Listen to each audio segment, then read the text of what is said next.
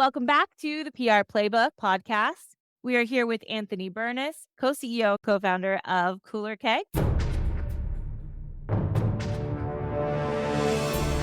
Welcome to the PR Playbook podcast, the only podcast giving you actionable skills and advice you need to execute a strategic PR program. Warning: what you hear next may lead to brand awareness and increased sales and customer exposure. Now here's your host, Ranjini Joshua.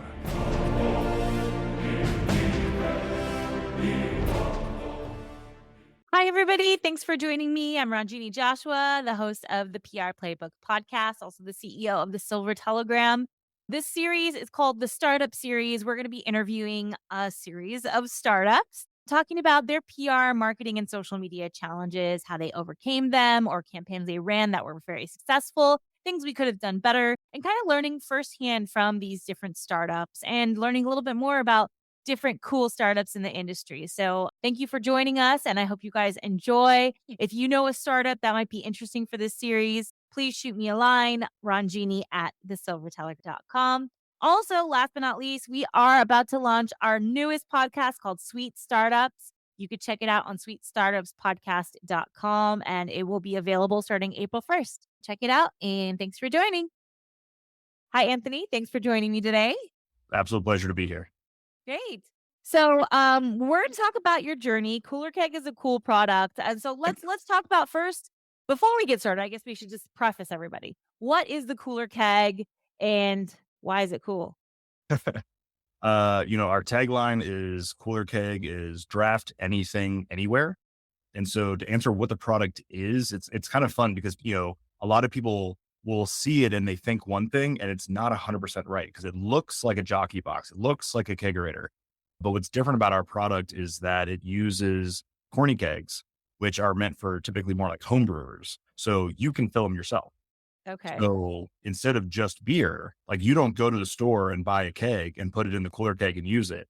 It's you fill it yourself with fresh draft from the brewery. You can fill it with cans and bottles. You can fill it with orange juice and champagne. You can fill with margaritas. It is anything on draft, and then it goes in a cooler and you can take it anywhere.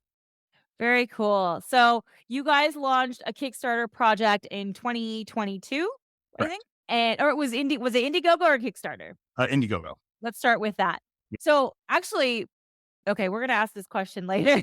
So first, let's get a little bit of background on the Cooler Keg and the crew of the Cooler Keg.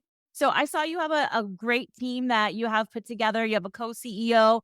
Tell us how you put together your team. I think a lot of people have interest in how startup founders kind of get together.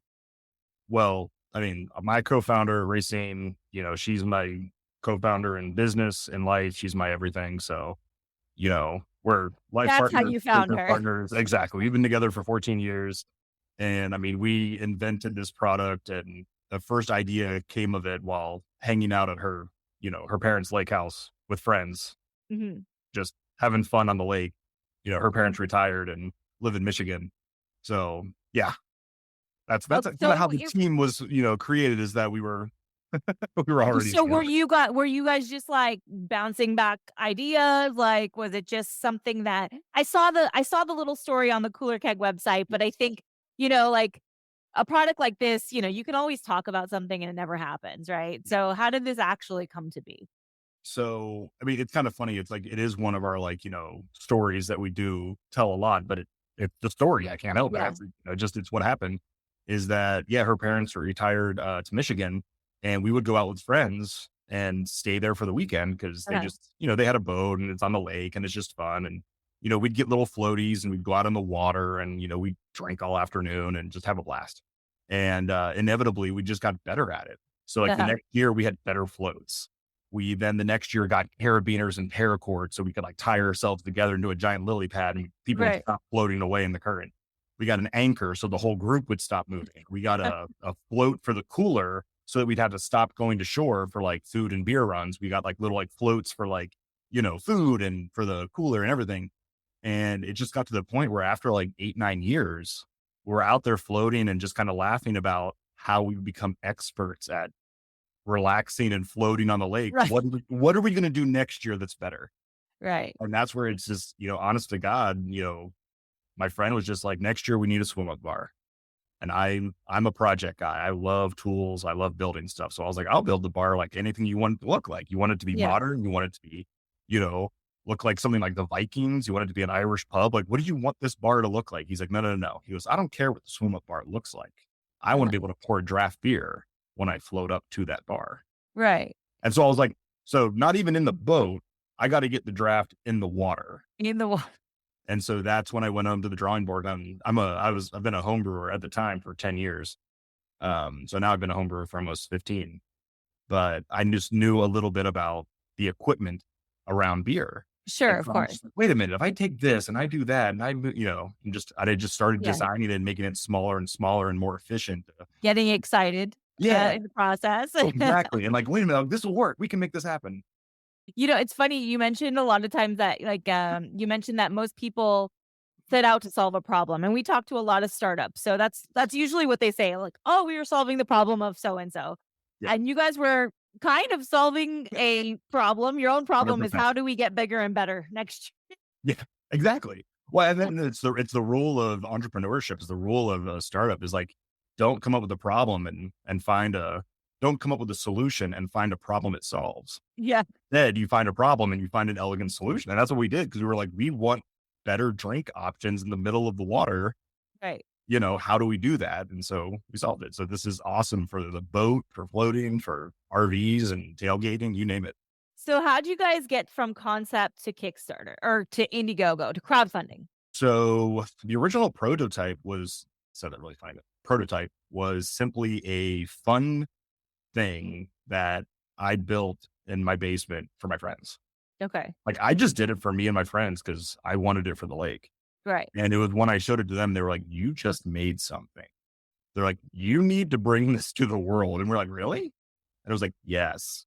And so that's when we started doing research and checking around to see that, like, oh, there's like other things on the market that were smaller, and there's other things on the market that were bigger. But we kind of talk about that like Goldilocks zone where we were just right. Just right, yeah. Exactly. So like that's when, we built a basic prototype, which at the time, again, wasn't a prototype. It was just what we wanted. And from there, we're like, okay, we're doing research to see what else was available. What do we have to do to make this manufacturable? And that's when we just started you know, thankfully the internet is here. And Yes, absolutely. Well, in research 2022, yeah. in 2022, like, crowdfunding was pretty sophisticated by then, because it started in 2011. So you Kickstarter, had a decade in, yes. and I'm Well, sure, I mean, who came up with that idea to kind of be like, oh, let's pre-order, let's do these I don't, pre-orders. I don't know if it was Racine or I who first came up with the idea, but it's just something we talked about, because it's one of these things where if you are going to design a new, I don't know, butcher block, cutting board, you can do market research. You Right. can say that for this specific style of cutting board, that's also a Lazy Susan and has a toaster built in, I don't know, it's going to be able to carve out this market share of the cutting board market. You can Right. do that research. But with our product, it was novel enough that we could compare it to things, but we couldn't just do the brute force market research with the information that was available. So we're Mm, like, it's close to a traditional, just like a Yeti cooler, but a Yeti cooler is not a kegerator. right. A kegerator serves things on draft, but it's not portable. So like we were looking and comparing it to a lot of different products. And that's when we were like, you know what? It makes a lot of sense to do crowdfunding to Mm, make sure that the market exists that we think is there before we go getting, over our heads and business dead yeah. and find No, out later that the market doesn't exist. absolutely. So this is a conversation I had with someone just yesterday. And Mm, I told them, like, if you don't have to do crowdfunding, don't do it. And I basically said, it is more nowadays. Before it was something else. Okay. It's like the first 5 years was something, and then the yes. next 5 years was something. But nowadays, it's more of a validation, market research, like exactly like you're saying. And I love I, that you're saying that I because 100% agree with what you're saying. it's very hard. It's not as easy as everyone thinks. Well, like, because back in the day, crowdfunding was created for just people Yeah. to come up with a product and see if the world wanted it, and it was more approachable. Now, this is just my opinion because I don't want to get in Yeah. trouble for saying this, but unfortunately, like a lot of people with deep pockets have turned crowdfunding into, like you said, it's just market validation to see if something works. Because why Yeah. should a large company that has all the money in the world to bring a product to market to find out that it fails, and that might cost them $5 million, when Right. instead for 250 grand, they Yeah. can find out through heavy marketing for the Kickstarter or the Right. Indiegogo whether or not there's actually demand. So they're like, oh, we can just burn a little bit of cash in And advertising. then we'll be okay. Yeah. And then they'll know, oh, okay, in that case, they want it. Cool. Let's ramp it up and actually come to market. So for the rest of us, you can get drowned out by some of these players that have deep pockets. Yeah, I like that you said that.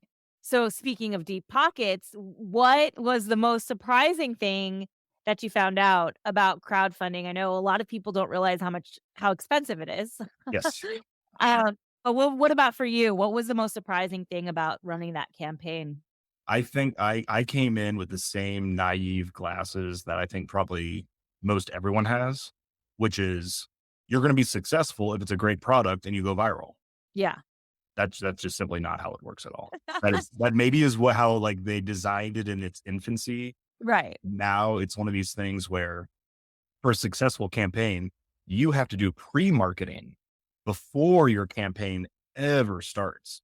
So like for us, I mean, we were doing advertising and testing different markets for 5 months, with a landing page, a splash page where we're collecting people's emails and Uh-huh. like getting to the point so that it's like, okay, when we actually launched the campaign, we had, 22,000 emails of people who said, that's a cool product. I'm interested, Yeah. which is why when we launched the campaign, you're able to just hit the ground running, and like do well. But like Absolutely. you just start your campaign and then just start randomly posting on social media.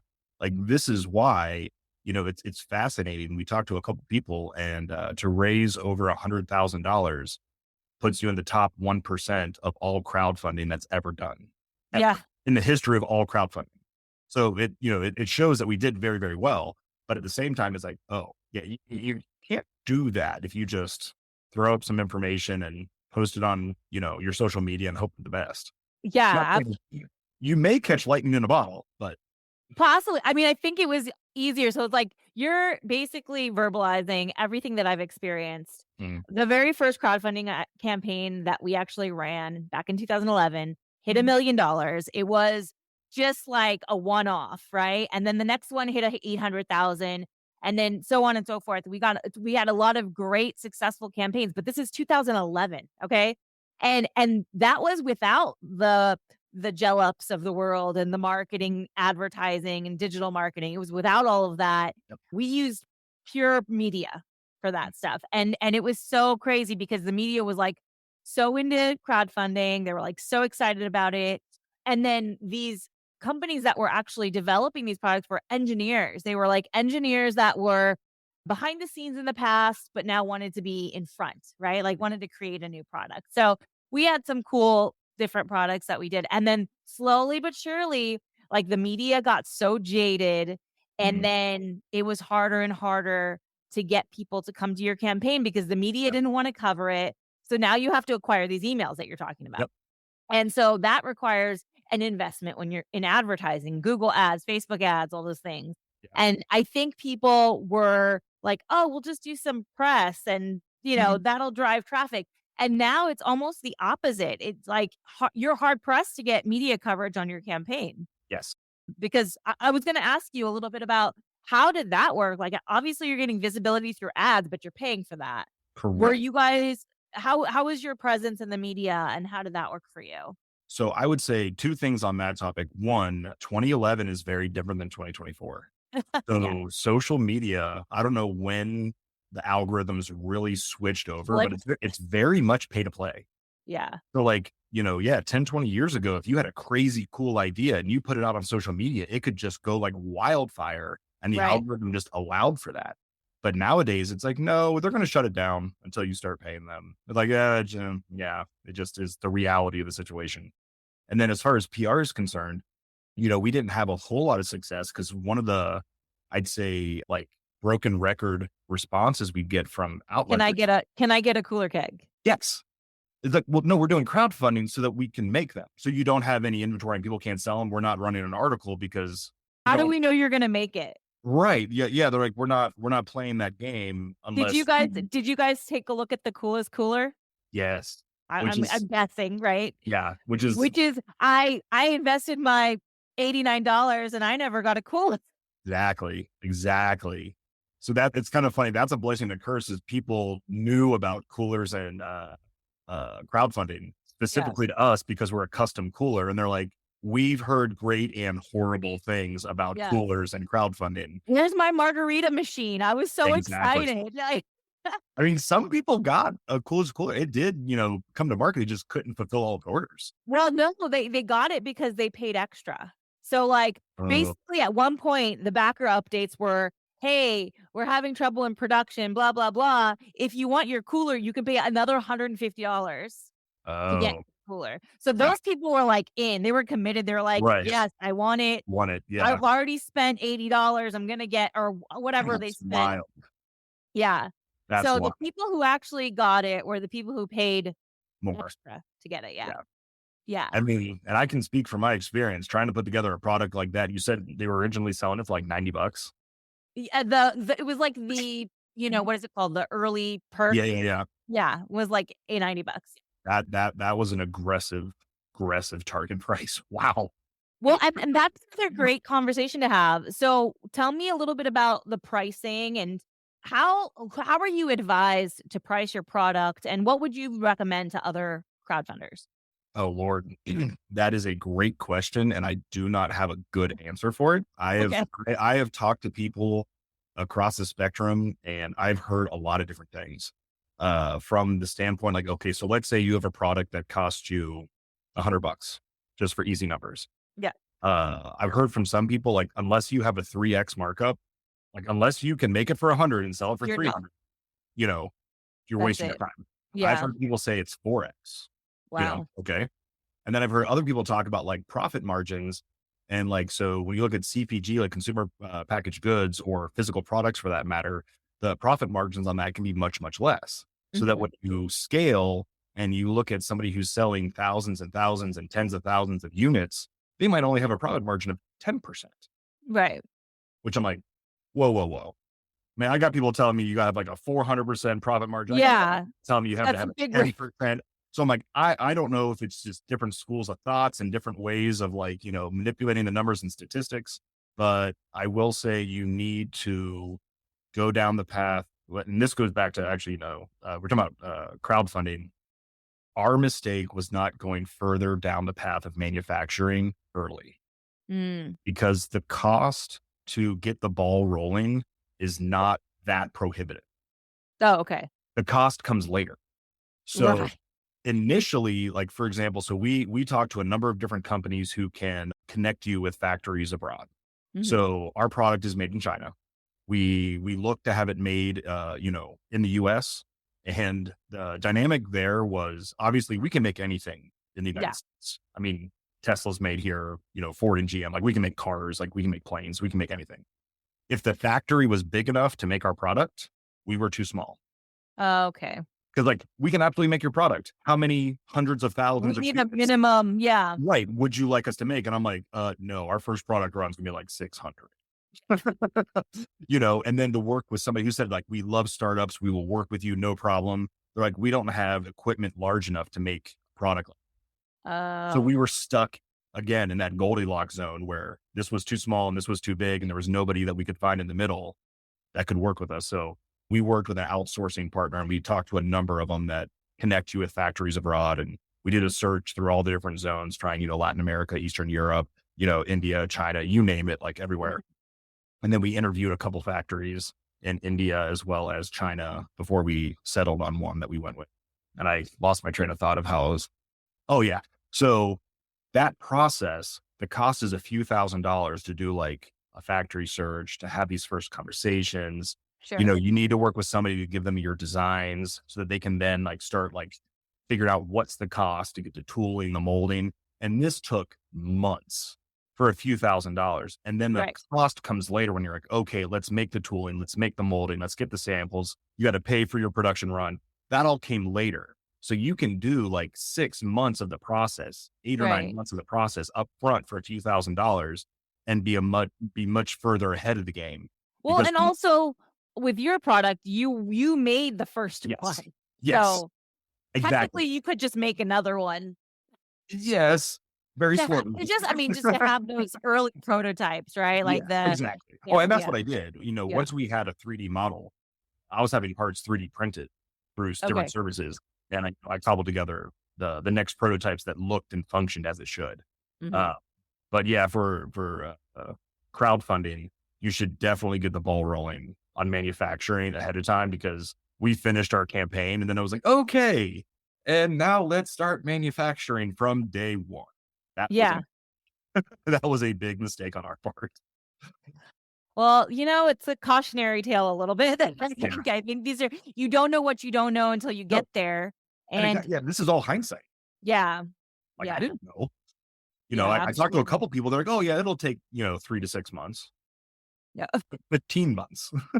Well, so that takes us here to February. You guys have shipped your units and what does it look like today and how are you feeling today about manufacturing and kind of diving into the actual real thing cuz right now you've been in like elementary school, now you're like or like high school, you're going into the real world, Yeah, college, it is. whatever. So like how does that feel? What is your next steps and how are you guys planning that based on what you've learned? Yeah, so it's kinda funny, so talking about learnings, we had got very lucky with our Indiegogo crowdfunding. We went viral on TikTok, and we had a video get, like, 2.3 million views, and it just Awesome. yeah, honestly, it saved our campaign, quite Uh-huh. honestly, like, TikTok to the rescue. Yeah, and, so once we kind of got to the point where it's like, "Okay, we ordered our units, and they were inbound." We're like, "What are we gonna do to launch?" Like, yes, our company has launched. We do have product for sale. And we're like, "How are we gonna do that?" We're like, "Well, we had success in that in the past." And so you have to kinda like restart the engines of social media because they don't like it when you have a whole lot of followers and a whole lot of views, and then you go dark for a year. Right. Algorithm's not a big Thank fan. you. Thank you. I try to tell people that all the time. Algorithm really doesn't like that. So I went from like making posts and getting tens of thousands, like, 10, 20, 30,000 views, even on a post that didn't do well. Uh-huh. Like posting, I was like, oh, 200 views. Oh, that's where we're at. Okay. And so what we did actually is we had the first 10 units off the production line flown over because that was very expensive. Uh-huh. That's not something we could do for hundreds of units. But we had Yeah. 10 flown over and we actually got into a car and we did a road trip hand delivering the first units to the Oh, very first people that backed our campaign. oh, and then did you videoed it? Social media, the whole thing. That's And awesome. that's how we kind of turned our engines back on. So after, a 6-week road trip, we actually ended it at CES in Las Vegas. And so it was an amazing road trip. And now our social media engines are like firing on all cylinders. And now we're getting to the point where it's like, okay, our social media's turned back on. The last 3 weeks, 4 weeks has just been like our product has like actually got here and we were QCing like crazy, just spending Yeah. all day, all night in the warehouse, going through product, making sure it was right and getting it all shipped out to those first, 350 so backers who've been waiting, I'll say patiently, some impatiently, for their cooler, which, it's been a long time. Yeah, But getting those all shipped out and yeah. And now we're looking at basically how are we going to quote unquote launch this business? And right. so we will be at the Cincinnati like home expo, I Okay. think like a week and a half, because a lot of people love this product for their basement, their garage, Absolutely. like a pool, barbecue pit. You know what I mean? It has a lot of use cases around the house. So we're Yeah. gonna start going to like trade shows, expos, boat shows, RV shows, things like that, outdoor home and garden. You Uh, were I have to dive into this a little bit before okay. I forget this question. But, like, you were talking a little bit about, you're talking about locations and where you could put it. Yeah. Like, you can fill it up with anything. You had mentioned this. Yes. And so this is obviously a little side convo, but, like, can you just pour cans of beer in there? Yes. And again, and it's so funny, and I understand, people have very strong opinions on this. Yeah. You tell me it won't work, even though I do it on video and then I Mhm. serve it and it works. I don't know what to tell them, but yes, you can. Okay. They're like, you're losing all the carbonation. I'm like, Right.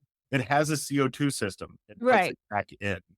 And I tell everybody, because like if you set up the cooler cake and you use it right away, Mhm. it's not going to be as perfect as it could be. I always tell people, you're having a party on Saturday, set it up on Thursday, set it up on Friday. Right. Get it Fill it up. warmed Yeah, up. exactly. Well, because it's like, if you're going to take the kegs into your local brewery and get some like fun local draft that's not even available outside of Mhm. the tap room, you can do that. And you take the kegs, you get them filled, you hook up the CO2, the kegs are now pressurized, you can let the room air out. Now it's, literally it's draft beer, pressurized CO2 in the keg. You throw them in your fridge. And when you go to use them, they're perfect. The temperature's right. The carbonation's right. It serves just the way you want it to.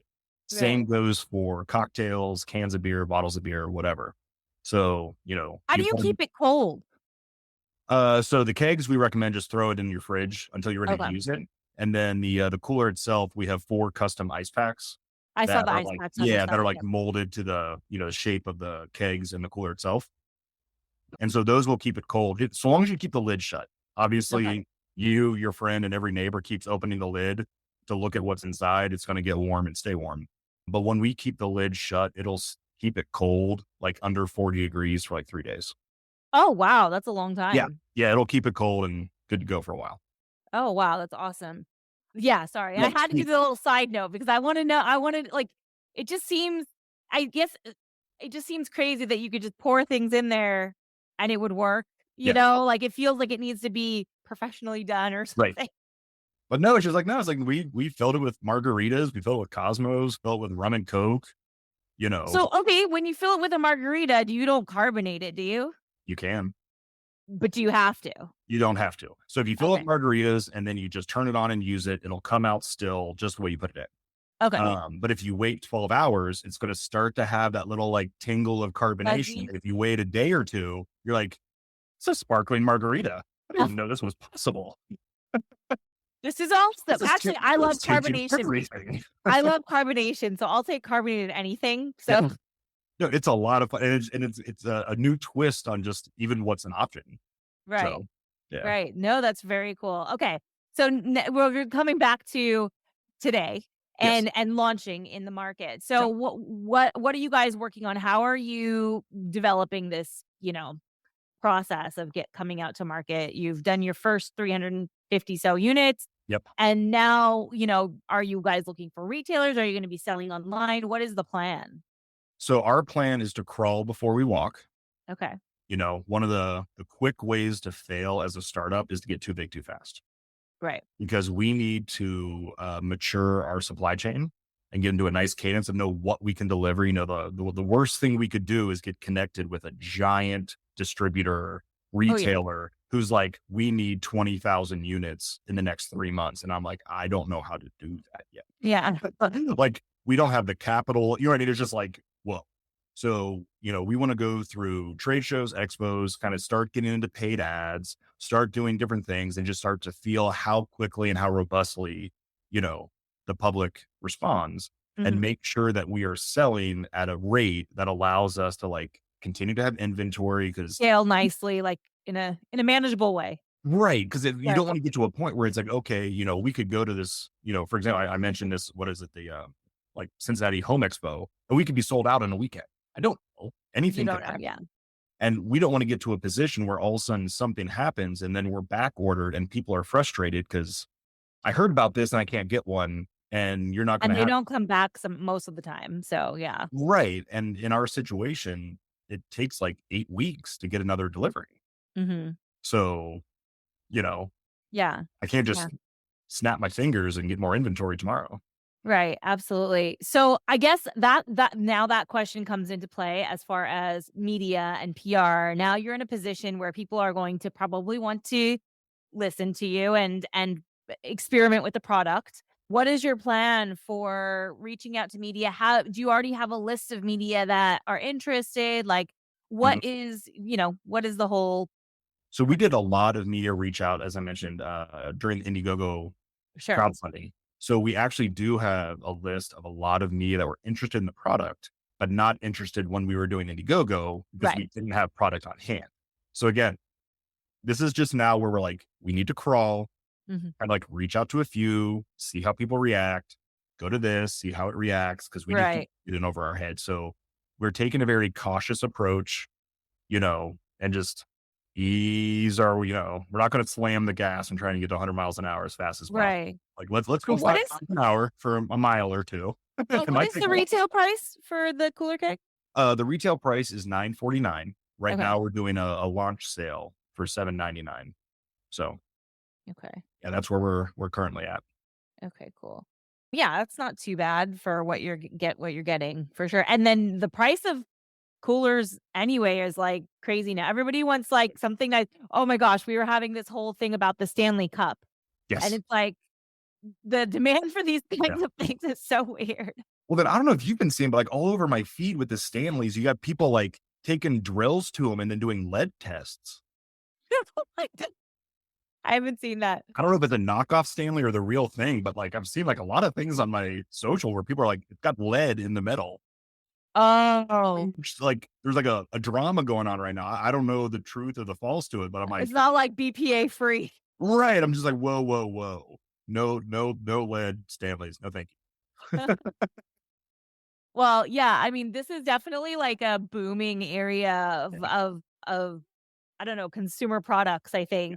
This is really cool. I mean, you have a lot of really cool things coming up, and I think it'll be exciting to see how you guys fare. I think with media, you're going to do awesome. So whoever you do send it to, Yeah, you're right. You need to be prepared. That's actually one of the cautions I kind of tell people is like, okay, well, we could do media, but are you ready for what's going to potentially happen? exactly. And it doesn't always happen right away. Sometimes it happens later. You just never know. We had an e-bike company that we worked with, and we got them into, I think it was like digital trends. But then a week later, they launched it on Yahoo's platform, and it went like nuts, and they ran out of inventory really quick.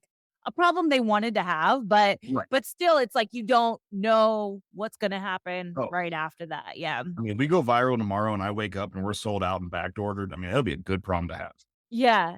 have. Well, speaking of, so from what I read in your background, you were an ER nurse. Is that correct? Correct. I was a ER nurse for a few years before the pandemic started, and I was a travel nurse all through the pandemic. Okay, and then so are you still a nurse is the question. I do have a nursing license in, I think, 3 states right now, Okay. but I have not worked actively since Christmas of 2021. So Okay. I quit my job and started doing this full time. Racine was doing it part time while maintaining her day job, so to speak. Okay. And she came on full time about halfway through last year. So now we're both knee deep, 100% in it. Living the dream. Did All you right, ever yeah. expect like to do this? I mean, that's a whole different world. So like, I mean, it is, but I mean, before it's one of those things. I've done it all. Before nursing, my undergrad was in chemistry. okay. So I was actually a formulation chemist for a few years before giving that up. And my first foray at trying to start a business, I worked with nonprofits as doing a consultancy with videography. Okay. So yeah, so this is my second attempt at entrepreneurship, but like chemistry and home brewing, it kind of all came full Yeah, circle. that makes sense. That makes sense. A little here, a Yeah. little there, but in the end, it's all science and drinking. So, so out of all this, what do you think is the most surprising thing that you've learned from the process so far? That is a broad question. I'd say the most surprising thing has been how easy and how hard it is to get a product made. Hmm. Because in hindsight, I'm like, oh, all you have to do is this, this, this, and this. Right. But when you're doing it, It seems like it's so painful. so there is light at the end of the tunnel, is what you're saying. Exactly. But just in hindsight, it's like if you have an idea for a product, it's like, oh, you can literally like, get in touch with the company and they connect you with a factory and Yeah, you work through the process and then you figure out the cost for different tooling, molding, whatever processes they need to make whatever product you have, whether it's plastic or metal or electronics or you name it. sure. And then they just can do that. Yeah, And it's like, oh, this is fascinating. You just have things made. absolutely. Yeah, I mean, I think people, I guess it depends on how motivated you are, right? Like if people want to do it, they'll find a way. Yeah. And if they're a little bit scared, they'll find a reason not to do it. So I think that's bodes to the fact that like if you really want to do something, it's possible. It's all possible to do. And Yeah. probably not as difficult as you'd think either, but it's painful either way. Right. Yeah. Exactly. What tips would you give? What are like your top tips to somebody who, regardless of crowdfunding or not, just Yeah. wants to launch a new product? So for that, I would go back to the powers of social media, which, as I mentioned earlier, kind of like saved our backside during Yeah, the campaign. And in that, two takeaways, which I think you can find doing research for like best practices of posting on social media. sure. Uh, but to be a broken record with everybody else to say being genuine and being authentic, obviously people can smell an ad a mile away. So you need to post. And like we've seen that in our own posts on our channels where it's like, as soon as we make a post that looks a little bit more like gimmicky, company, salesy, check out our discount, Yeah. when it's just us being ourselves, talking about what's going on, it does much better. So Mm, people want that authenticity. They want genuine, people know. yeah. And the other thing, which I found to be an interesting realization, is that you need to be controversial. Okay. And what I mean by that is not as something so like horrific as talking about which way to put the toilet paper on the roll, forward or backwards. That's really going to get people up in arms. Forward. Forward. Like we had a post just recently where we were making ranch water with one of our backers in Texas. Uh-huh. The tequila he used, the firestorm in the comments Oh, section. People went nuts. And when your video creates comments and the algorithm sees that people are interacting with your video, uh-huh. it drives the algorithm to get more views for your video. So like we had a video where I put PBR in one of the kegs. Oh, Sure. I can't believe you're using a system like that with garbage beer, blah, blah, blah.